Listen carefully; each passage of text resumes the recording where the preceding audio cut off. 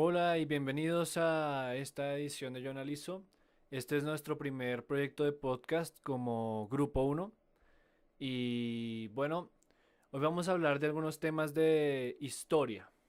Nos vamos a basar esta vez en un libro que se llama Historia de Europa desde las invasiones hasta el siglo XVI de Piren. En este caso se trata un poco sobre Francia, Inglaterra, el Sacro Imperio Romano Germánico, España, el feudalismo, las estructuras sociales, la decadencia del mundo urbano, un poco refiriéndose a las cruzadas, a la herejía, a la mentalidad occidental, a las calamidades y a toda la historia de Europa que las llevó a ser como es. Entonces vamos a dar comienzo con una variación del podcast. En esta ocasión tenemos algunos invitados casi radiales, que son 7 expertos que nos van a estar colaborando hablando del libro. Ellos son expertos en cada uno de los versículos, de los capítulos, con versículos del libro, y nos van a estar apoyando en cada una de las partes de las que vamos a hablar. Entonces, vamos primero con la señorita Ginette, que nos va a hablar de lo que fue Inglaterra antes de la conquista por parte de los invasores. Inglaterra antes de la conquista. Carlomagno y Pipino el Breve, con ayuda de la Iglesia, se propusieron fundar una sociedad cristiana, pero no pudieron lograrlo por los diferentes acontecimientos sociales. En el siglo IX, el funcionamiento de las naciones estaba dado por el fraccionamiento en principados territoriales, en los cuales los súbditos del rey pasaban a ser servidores de los príncipes feudales. Mas el rey seguía siendo la máxima autoridad por encima de los príncipes. En el siglo XI aparece la burguesía y se termina la Constitución Social Europea. Esto es el comienzo de los futuros estados, que geográficamente comienzan en Francia. El estado inglés es fundado por el vasallo del rey francés Guillermo, quien gana sus tierras al príncipe Haroldo. La única provincia romana que se negaba a la conquista de los bárbaros era la inglesa, la cual terminó con una violenta lucha que hizo que sus habitantes migraran a diferentes regiones, las cuales conservaron la Asamblea del Pueblo llamada Witenagemot y los magistrados populares llamados Elderman. En cuanto a la lengua, la Iglesia importó el latín y los esclavos otros tipos de lenguas, pero estas no fueron tan preponderantes como la que ya poseían. La Iglesia no ejerció su poder político como en los demás territorios. El rey de Mercia, Offa, reunió a todos estos pequeños principados anglosajones y para el siglo X Inglaterra ya estaba enlazada políticamente con Escandinavia. En 1066 muere el príncipe anglosajón Eduardo, el Confesor, el cual no dejó ningún tipo de descendencia y puso a Inglaterra en la Comunidad Europea. Esto se terminó de dar con la conquista normanda. Bueno, eso fue todo de Ginette como nuestro primer invitado al programa. Y ahora con Nicolás, que nos va a hablar un poco de la invasión como tal que tuvo lugar en ese momento. La invasión. Después de la conquista de Inglaterra por parte de Guillermo I, se da inicio a un proceso de invasión. Guillermo se vio obligado a desplegar una gran guarnición de normandos en todo el territorio y empieza el proceso de infiltración, proceso que duraría bastantes décadas. De esa manera, Guillermo, el duque de Normandía, se convierte en el primer rey de Inglaterra en el año 1066 después de Cristo. Su enorme riqueza territorial le indujo a crear una organización feudal importada del continente, solo que infinitamente más sistemática y sobre todo más depurada de elementos extraños. Esto origina una idea de feudalismo centralizado en el que Guillermo, el conquistador, da inicio a expropiaciones de tierras, registro de propiedades y de quienes las habitaban, y una cesión de tierras a sus conocidos, es decir, terratenientes y varones, teniendo cuidado, claro está, de que los feudos que él estaba distribuyendo entre los caballeros normandos no les concedieran ninguna autoridad financiera o judicial. Es decir, esto es una especie de organización política centralizada en el que el rey, Guillermo, es el gran señor feudal, el único con la autoridad financiera y judicial sobre todos los territorios que conformaban Inglaterra. Bueno, ese fue Nicolás y ahora vamos con la señorita María Paula, que nos va a contar de algo que todos hemos escuchado y es la Carta Magna. Entonces vamos a escuchar a María Paula para conocer un poco más de qué fue la Carta Magna, a qué se debió y qué consecuencias tuvo. Capítulo La Carta Magna. Todo comienza con la disputa, una de las muchas entre ingleses y franceses, que estuvo encabezada por el rey francés Felipe Augusto y Juan Sin Tierra y su hermano Ricardo Corazón de León de Inglaterra. En el momento que Francia derrota a Inglaterra se dicta la Carta Magna. La guerra entre ellos empieza desde Enrique I y continúa con Enrique II. Inglaterra poseía mucho territorio, incluso tiempo después se apoderó de una parte de Irlanda e hizo que el rey de Escocia le jurara fidelidad. Mas los problemas existían desde Felipe I y Luis VI, pero estos, conociendo su debilidad frente a los ingleses, no fueron capaces de enfrentarse a sus vecinos hasta que Enrique II se volvió una amenaza para ellos y estalló lo que sería entonces la primera de las guerras políticas de Europa. Fue entonces cuando se firmó la victoria de Bobines, la Carta Magna. Juan Sin Tierra comprendió perfectamente todo lo que se le estaba imponiendo en la misma y aún así rompió su juramento. Tiempo después los varones, quiere decir la nobleza inglesa, toman las armas y Felipe Augusto, el rey de Francia, envía a su hijo Luis para que combata con ellos. Esta lucha dura hasta la muerte del rey en 1216.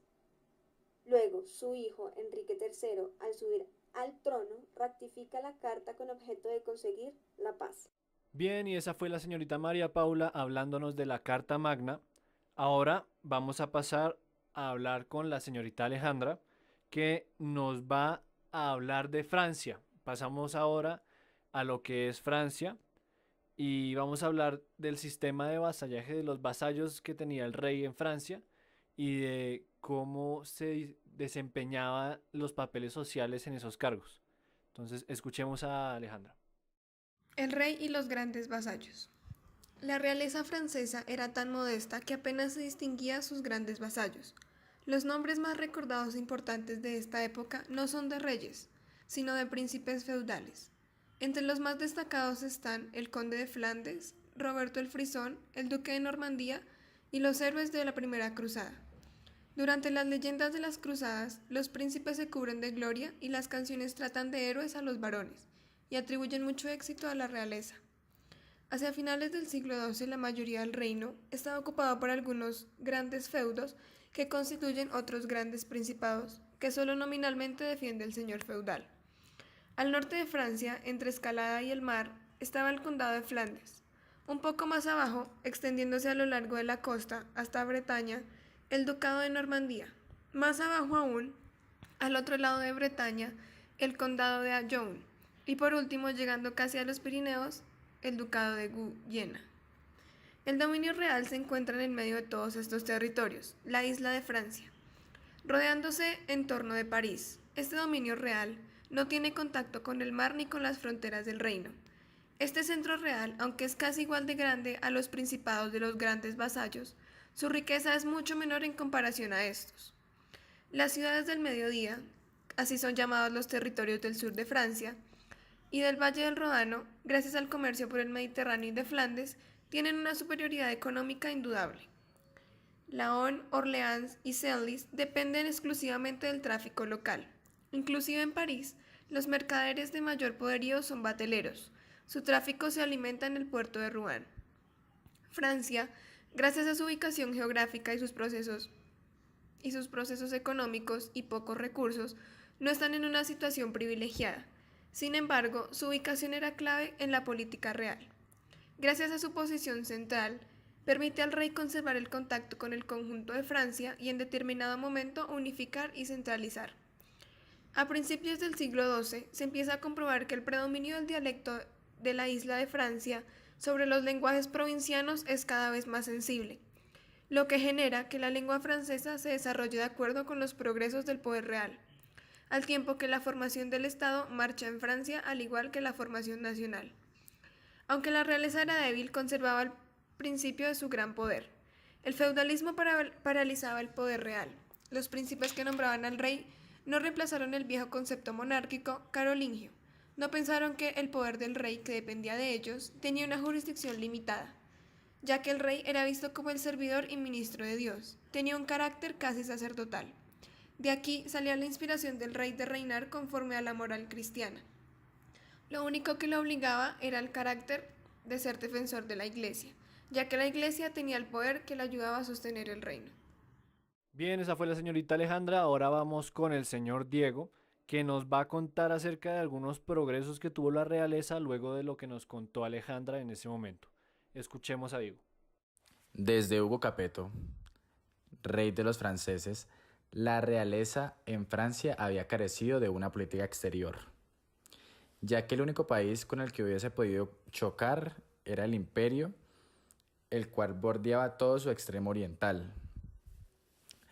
Pero la nueva dinastía ya no tenía ojos en Francia, sino en otras tierras. La paz de Francia se vio afectada en 1066, cuando se proclama el primer rey de Inglaterra, el cual era vasallo del rey francés porque tenía un ducado en Normandía, tierra francesa.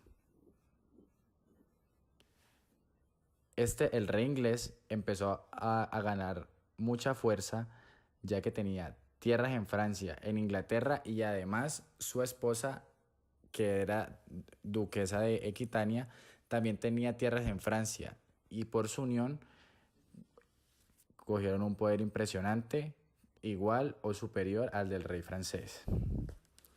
Pero los Capetos no podían permitir esto, ya que el cuidado y la dignidad de su corona les obligaba a enfrentarse a tomar medidas del exterior. Por lo tanto, trataron de sacar lo más rápido posible a este rey inglés, lo cual concluyó en una larga guerra entre ingleses y franceses por las tierras. Francia, al final de todas estas batallas, y con una buena organización y un buen plan, logró quitarle la gran mayoría de las tierras que le pertenecían al rey inglés en Francia. Se las logró quitar y cogerlas para recuperarlas para la corona francesa.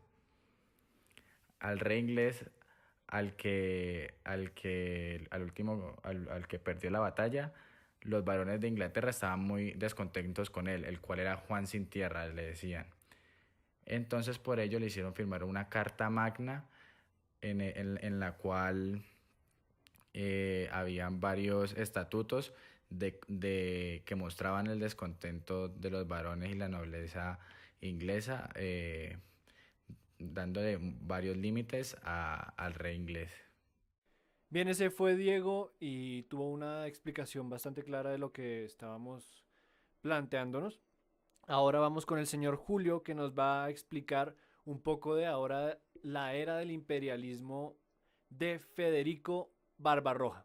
Nos va a contar un poco de cómo comenzó y cómo se desarrolló esta idea que tenía Federico del imperio en ese momento.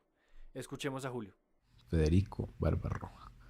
Federico Barbarroja fue el gran emperador del Sacro Imperio Romano Germánico, denominado por primera vez así por él mismo.